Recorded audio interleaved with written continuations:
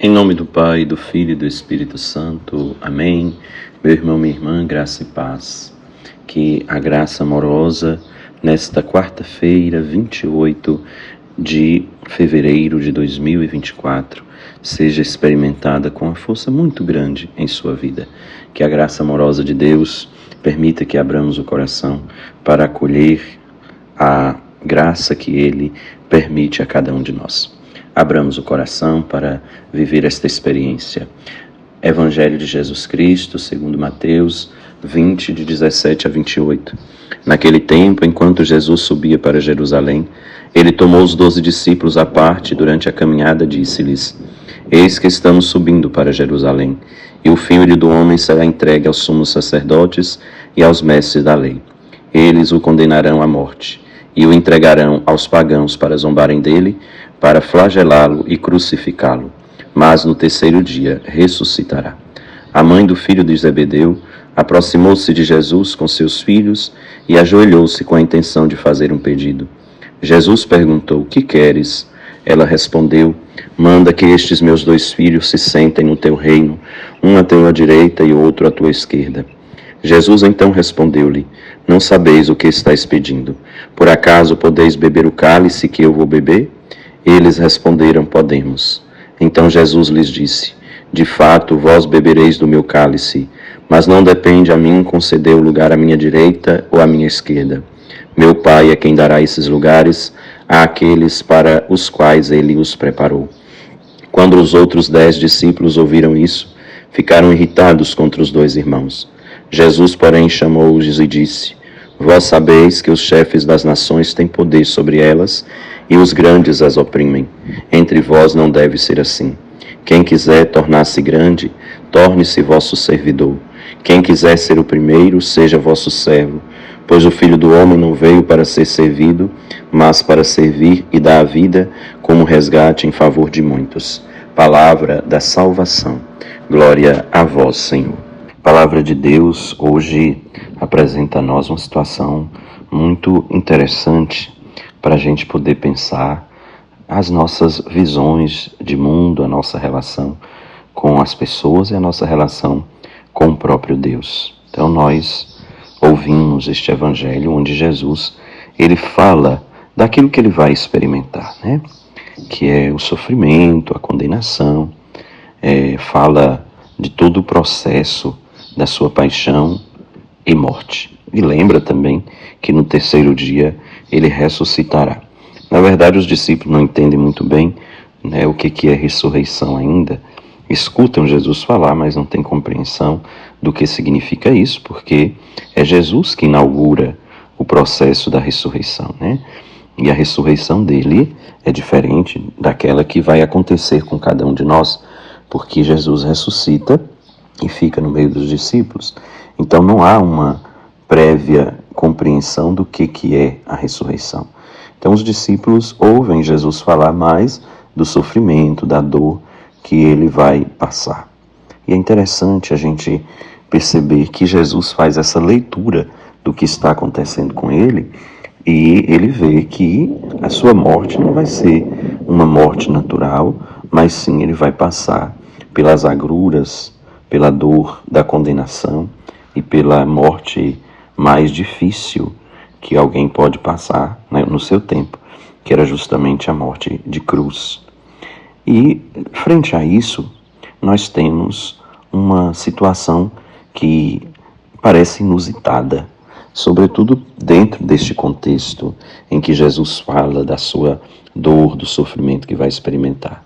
Enquanto Jesus está falando desta situação difícil, eis que aparece aí a mãe dos filhos de Zebedeu com um pedido, né, para que Jesus ele deixe, né, os seus filhos sentar-se um à direita e o outro à esquerda de Jesus.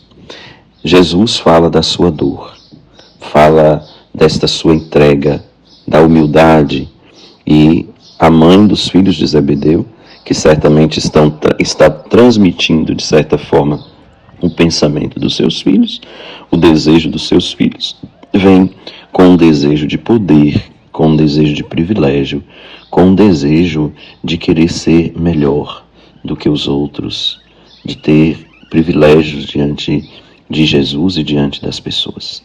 Ela pede que os seus filhos sentem-se um à direita e o outro à esquerda de Jesus. É bem contraditória, né? Esta posição, este pedido, diante daquilo que Jesus está apresentando. Ele fala da sua dor, eles querem o privilégio.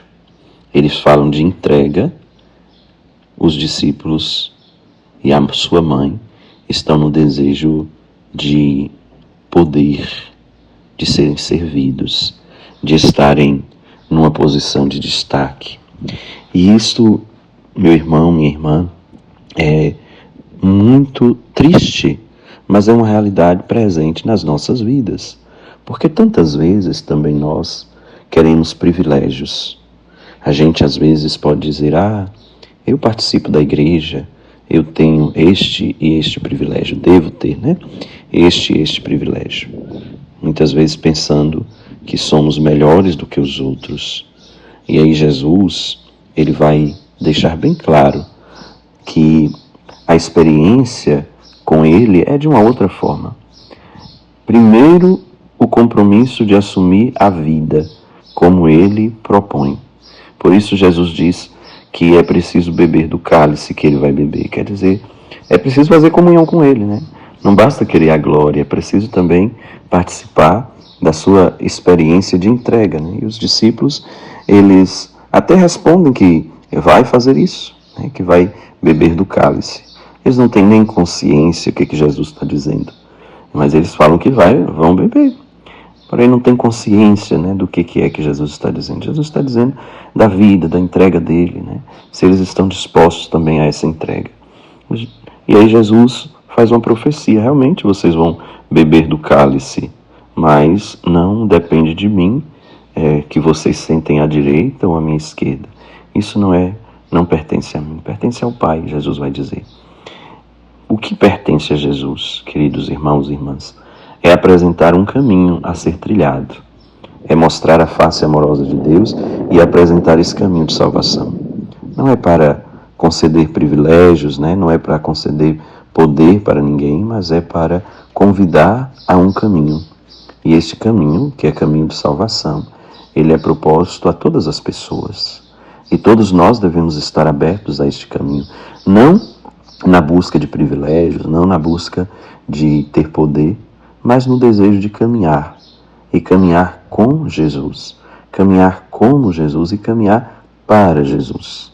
Então, a proposta de Jesus é, continue caminhando, assumam a vida, assumam o compromisso verdadeiramente com a vida, para que vocês possam viver o projeto que eu tenho para cada um de vocês. E Jesus, ele ensina para nós, então, com isso, que para ele e para nós deve ser importante caminhar vivendo a cada dia a abertura à proposta de Deus.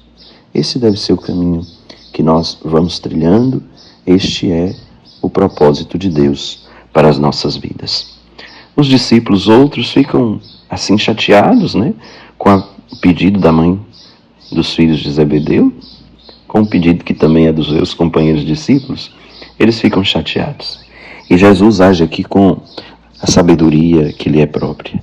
Ele chama todos esses discípulos, os que estão chateados, chama os dois, e ele faz então uma locução, faz para eles uma instrução de como é que devem se comportar e como é que é a vida. Ele vai dizer, olha, aqui nesta terra existem os que têm poderes, que querem mandar e acham que são poderosos porque fazem isto. Mas entre vocês não deve ser assim. Entre vocês deve imperar a prática do amor e do serviço. E Jesus chama a todos porque esta tentação da busca do poder, do privilégio, não é só uma tentação que toca os filhos de Zebedeu. Não é só uma tentação dos filhos desta mãe que vem aí pedir que eles sentem um à direita e outro à esquerda. É uma tentação que está aí e que toca a todos os outros discípulos, a nós no nosso tempo, aos que virão depois de nós. Então a tentação do poder e do privilégio, ela é presente. Por isso Jesus não chama a atenção somente dos dois. Ele chama todos os outros para dizer, olha, precisa ter cuidado, porque esta tentação de querer poder e privilégio, ela chega e toca a cada um, a cada uma. E nós devemos estar vigilantes em relação a isso. Qual é o antídoto para esta tentação? É o amor. E é compreender que a nossa vida tem sentido quando nós amamos e servimos. Se queremos ter a graça na nossa vida, precisamos abrir-nos a ela. E a graça nos convida a viver esta experiência do amor e serviço a cada dia. Que nós sejamos guiados por esta graça e que sejamos vigilantes para não nos deixar ser tocado pelo veneno do desejo de poder e de privilégio diante das outras pessoas. E que venha a generosa bênção do Deus rico em misericórdia, Pai e Filho e Espírito Santo. Amém. Meu querido irmão, querida irmã, fica com Deus. Um abraço forte. Que o Senhor continue a guiar a sua vida.